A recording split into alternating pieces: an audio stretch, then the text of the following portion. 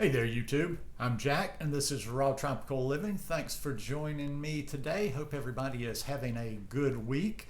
We ended up not getting a lot out of that storm here where I am in South Alabama, but boy, did Louisiana get pounded by it and some places in Mississippi. So, feeling for them this week. But today I want to talk about different methods for a raw food diet and talk about what's important.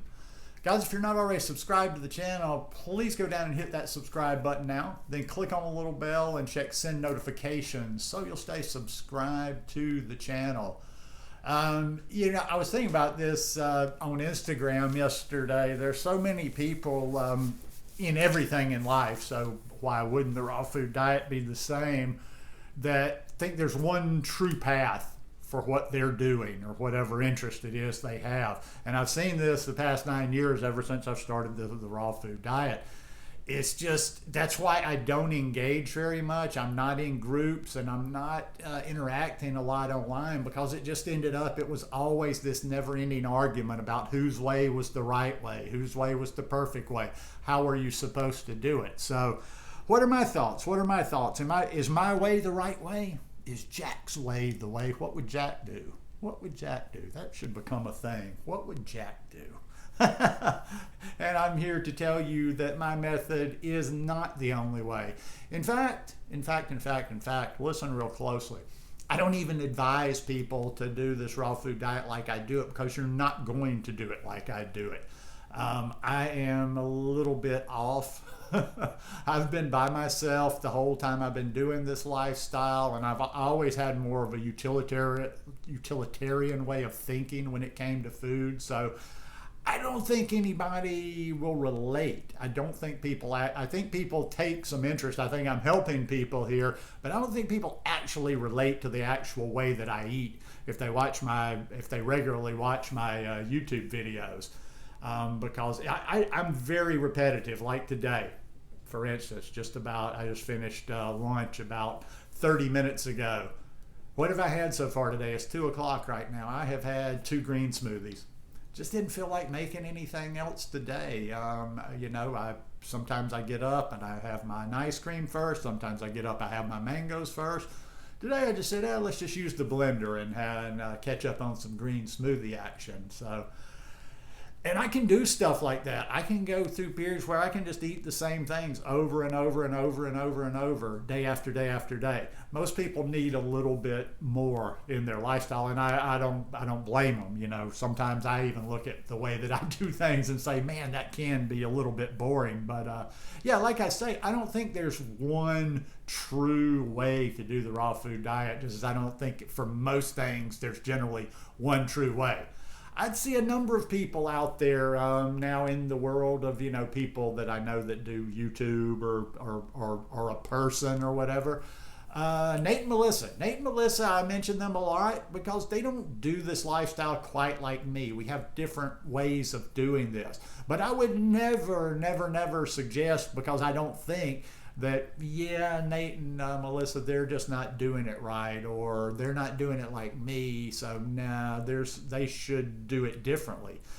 They do it based on their life. They do it based on their lifestyle. And that's what's important about this, is maybe try, when you're getting information, whether it be from me, from other people, whether it be about food or it be about something else, maybe look for resources that you can relate to a little bit more. Like when I was down in the tropics, I had people, I remember when I lived in Costa Rica and was doing videos, I'd always have people kind of like, they're living in Michigan or they're living in Canada and places, and they're asking me, well, how do I do this? Or they're telling me they can do this and that. We live in 2 separate worlds. How you're going to do something in Canada versus how I did it when I was in Costa Rica, totally different thing.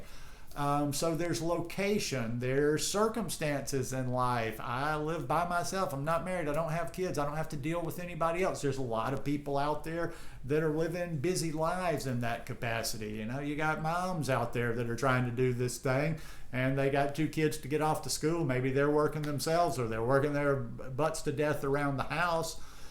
And we just get, I don't have to bring up every example, but we just all have a lot of different lifestyles. We have a lot of different circumstances. So when you're trying, I totally suggest for the raw food diet, try to find examples of people that are successful on this lifestyle in an area, in a climate where, like, similar to where you live, in a climate that has similar access to food, and maybe like a lot of different factors age wise, but there's not just one way to do this. Another person is Chris Kendall. I think Chris Kendall's living in Sweden right now. He kind of blows my mind a little bit because, except for traveling, he's been doing this from Canada. Like, why he doesn't bounce and go live in the tropics is beyond me, but Chris is like, there is no looking at Chris and thinking, no, he's not thriving on this lifestyle. And Chris has been on this thing longer than me. I've been doing this about 9 years, and I think Chris is probably 15 years plus now. I listened to him give a talk at the Woodstock Fruit Festival back in 2017, I believe it was, and I was kind of surprised at just the amount of knowledge he had in his head. But he does it from a different area. I've watched a lot of his videos. I've seen a lot of the stuff he eats. I've talked to him personally, and I don't do anything very similar to him. But here's what's important, like I mentioned at the very beginning. The way I really assess, and there's people on Instagram. There's a number of people on Instagram I interact with or share messages with from time to time, or I follow them, and I'm like, yeah, I like the way they're doing this lifestyle. They eat, they're not restricting. I'm never going to be down with the people that are restricting or doing anything kooky or obsessive or extreme.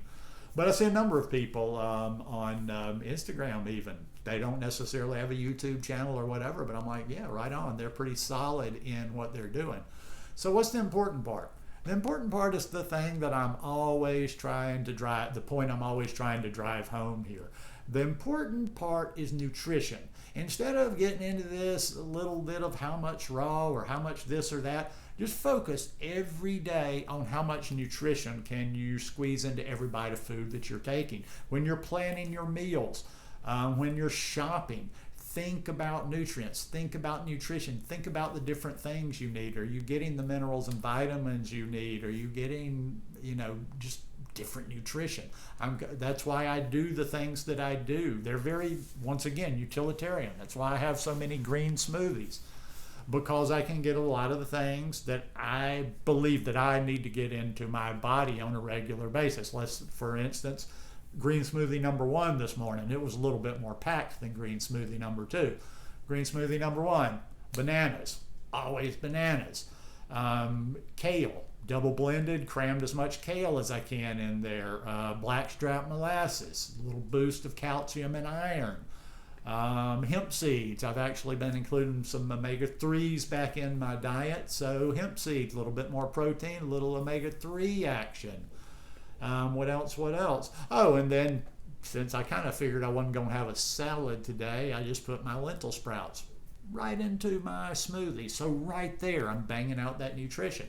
Second smoothie, not as much. I basically just had bananas and kale in that one, but banging away at those greens. Eating an adequate amount of calories. That's another thing too.